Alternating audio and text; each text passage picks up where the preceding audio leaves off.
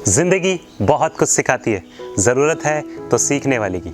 मेरा हमेशा से ये मानना है कि आप क्या काम करते हैं ये मायने नहीं रखता, लेकिन आप उस काम को किस तरह से करते हैं ये ज़रूर मायने रखता है।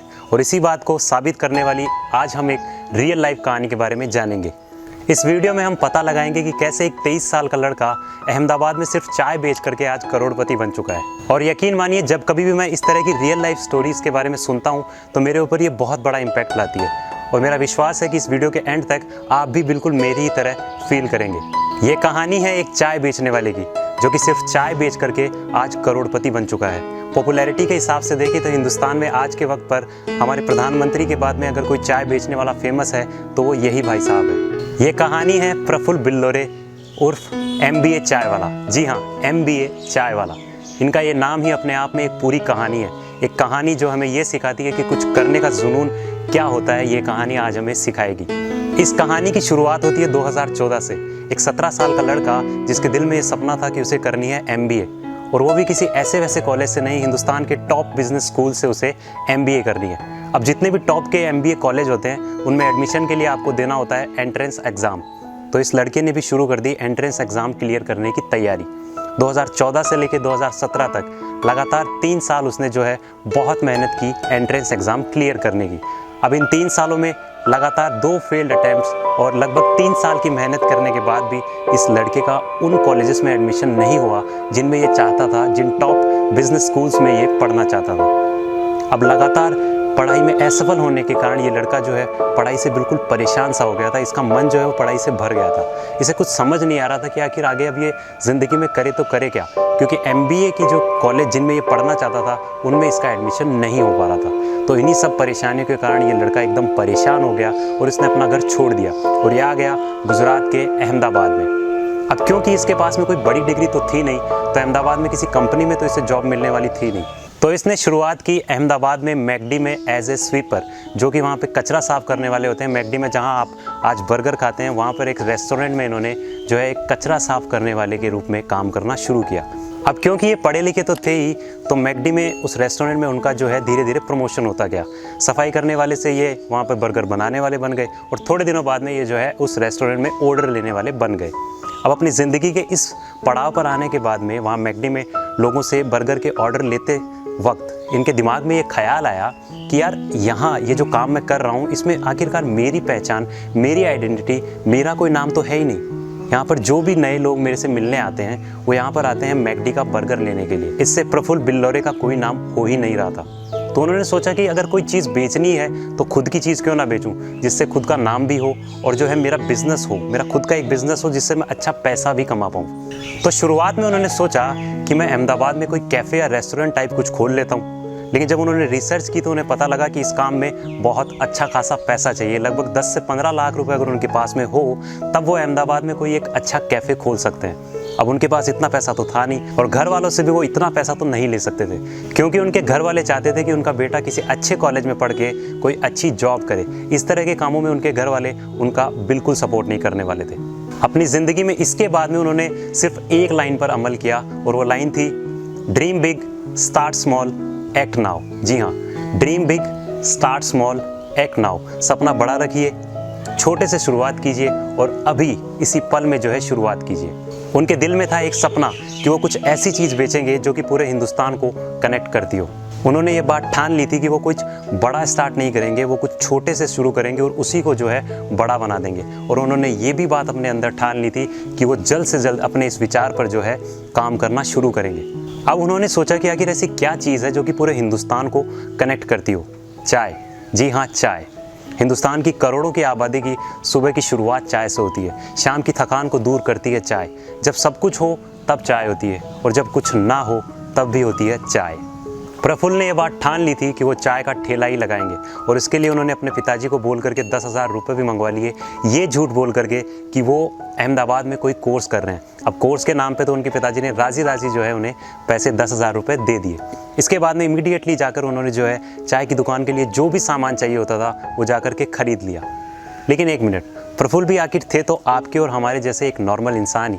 चाय की दुकान के लिए सारा सामान खरीदने के बाद भी उनको 45 दिन और लग गए वो हौसला जुटाने के लिए कि वो जो है रोड पे जाके चाय का ठेला लगा सके। इस दुनिया की कुछ सबसे बड़ी सच्चाइयों में से एक सच्चाई ये भी है कि सबसे बड़ा रोग क्या कहेंगे लोग। लगभग 45 दिन के बाद में प्रफुल्ल बिल्लौरे ने जो है अपने अंदर ये हौसला जुटा लिया कि वो जाकर के रोड पर जो है अपना चाय का ठेला लगा दे, और उन्होंने लगा दिया अहमदाबाद की एक रोड पर चाय का ठेला। अब पहले दिन जब प्रफुल्ल ने चाय बनाई तो उनकी चाय पीने के लिए उनके पास कोई नहीं आया, और ये बिल्कुल ऑब्वियस सी बात है। तो उन्होंने सोचा कि कोई बात नहीं, लोग मेरे पास मेरी चाय पीने नहीं आ रहे हैं तो क्या हुआ, मैं अपनी चाय लेकर के लोगों के पास जाऊँगा, लोगों को अपनी चाय टेस्ट करवाऊँगा। उन्होंने बिल्कुल ऐसे ही किया, वो लोगों के पास गए और जाकर के उन्होंने अपनी चाय लोगों को टेस्ट कराई। अब सारे लोग उन्हें देख करके हैरान हो गए कि आखिर ये कौन सा चाय वाला है जो कि इंग्लिश भी बोलता है। प्रफुल्ल जब अपनी चाय लोगों को टेस्ट करवाते थे तो एंड में थैंक यू सर और अंग्रेजी के अलग अलग शब्दों का यूज़ करते थे, तो लोगों को लगा कि यार ये कोई नॉर्मल चाय वाला तो नहीं है, इसकी स्टोरी कुछ ना कुछ अलग ही होगी, वरना ऐसा चाय वाला जो कि इंग्लिश बोलता हो आज से पहले हमने नहीं देखा है। प्रफुल्ल का चाय पिलाने का तरीका इतना यूनिक था कि उनकी चाय जो भी कोई पीता वो उन्हें भूल नहीं पाता था, इसलिए लोग उनके साथ जो है एकदम कनेक्ट हो गए थे। जितने भी लोग उनसे चाय पीते वो हमेशा उन्हें याद ज़रूर रखते थे। अब 9 से 5 प्रफुल्ल मैकडी में काम करते थे और शाम को 7 से लेकर देर रात तक उनकी चाय का ठेला।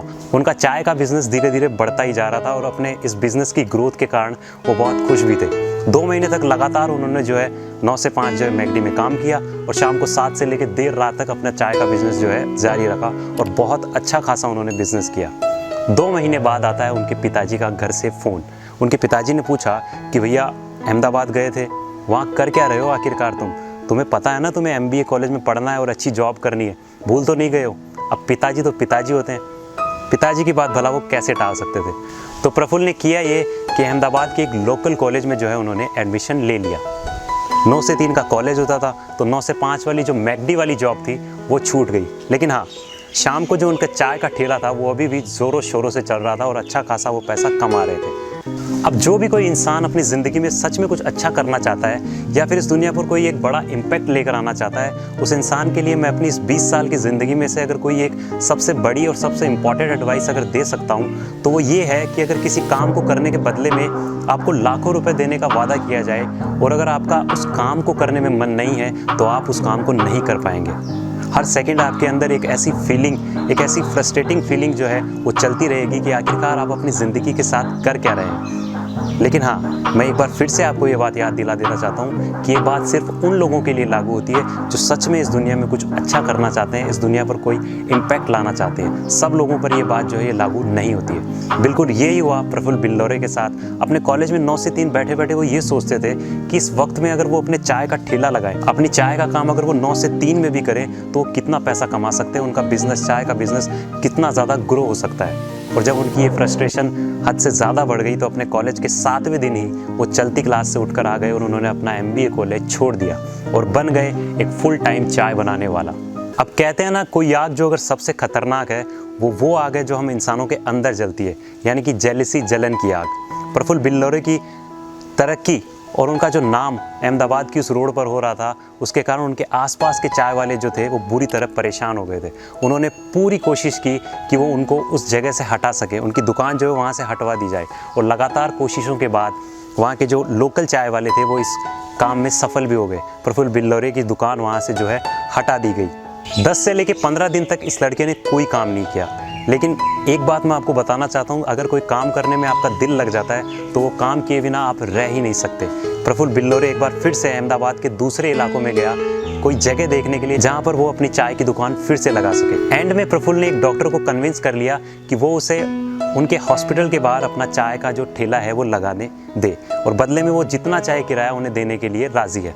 वो डॉक्टर मान गया। उसने कहा कि कोई बात नहीं, आप अच्छा काम कर रहे हैं, हमारे हॉस्पिटल के बाहर अगर चाय का ठेला लगाएंगे तो इसमें तो हमारा भी फ़ायदा है। डॉक्टर ने कहा कि मैं आपसे 10,000 रुपये किराया लूँगा, आप मेरे हॉस्पिटल के बाहर जो है चाय का ठेला लगा सकते हैं। प्रफुल्ल ने कहा कोई दिक्कत नहीं है, बहुत बढ़िया, मैं आपके हॉस्पिटल के बाहर चाय का ठेला कल ही से लगा लेता हूँ। अब इस आदमी की कहानी इतनी खतरनाक है कि हर एक पॉइंट पर कुछ ना कुछ सिखाती है। प्रफुल्ल ने सोचा कि मेरी इस दुकान पर कोई क्यों आएगा चाय पीने, नहीं, सिर्फ इतने से काम नहीं बनेगा। वो चाहता था कि उसकी दुकान पर लोग सिर्फ चाय ना पीने आए, उससे ज़्यादा ये दुकान उन्हें कुछ दे। तो उसने किया ये कि अपनी दुकान के साइड में एक वाइट बोर्ड लगा दिया और उस पर लिख दिया, अगर किसी को जॉब चाहिए तो यहाँ पर लिख दो, अगर किसी को जॉब देनी है किसी को तो यहाँ लिख दो, अगर किसी को रिश्ता करवाना हो तो यहाँ लिख दो, अगर किसी को कोई मदद चाहिए तो इस बोर्ड पर लिख दो।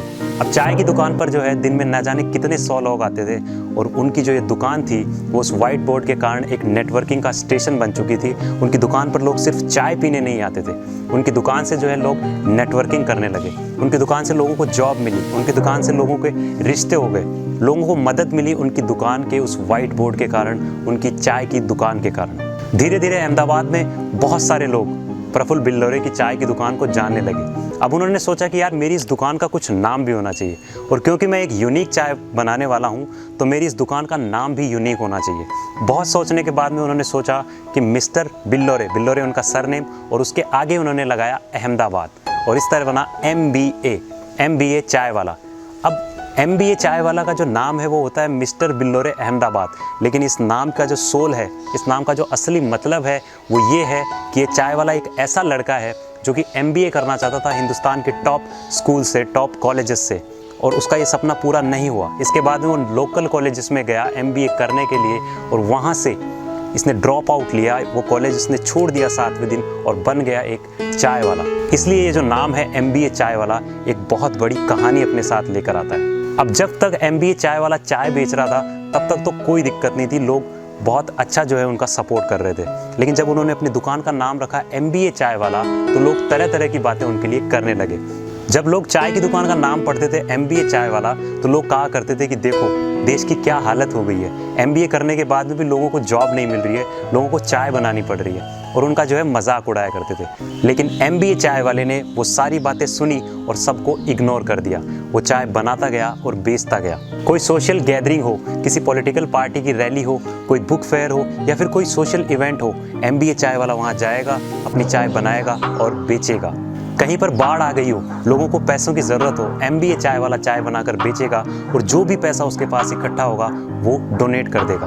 वैलेंटाइंस डे के दिन MBA चाय वाला सिंगल लोगों को फ्री में चाय पिलाएगा। ये सब क्या है? ये सब तरीके हैं बिजनेस बनाने के और बिजनेस को बढ़ाने के। 2017 से लेकर के 2020 तक आज 3 साल हो चुके हैं, एंड टुडे MBA चाय वाला is one of the most famous चाय वाला ऑफ इंडिया। इंटरनेशनल इवेंट्स पर आप MBA चाय वाले की चाय पी सकते हैं। जो टॉप कॉलेजेस स्टूडेंट्स को बिजनेस करना सिखाते हैं, आज MBA चाय वाला वहाँ जाकर बच्चों को ये बताता है कि सपने सच कैसे किए जाते हैं, अपना खुद का बिजनेस किस तरह से स्टार्ट कर उसे ग्रो किया जाता है। MBA चाय वाला आज बिना किसी बिजनेस डिग्री के हिंदुस्तान के one of the most popular business model में से एक साबित हो चुका है। सिर्फ चाय बेचकर अगर एक 23 साल का लड़का आज अगर करोड़पति बन सकता है, हिंदुस्तान का सबसे फेमस चाय वाला बन सकता है, इंटरनेशनली अपनी पहचान बना सकता है और 30 से 35 लोगों की एक टीम खड़ी कर सकता है, तो इस दुनिया में कुछ भी हो सकता है। बस बात अगर रुकती है तो कुछ करने या ना करने के फैसले पर।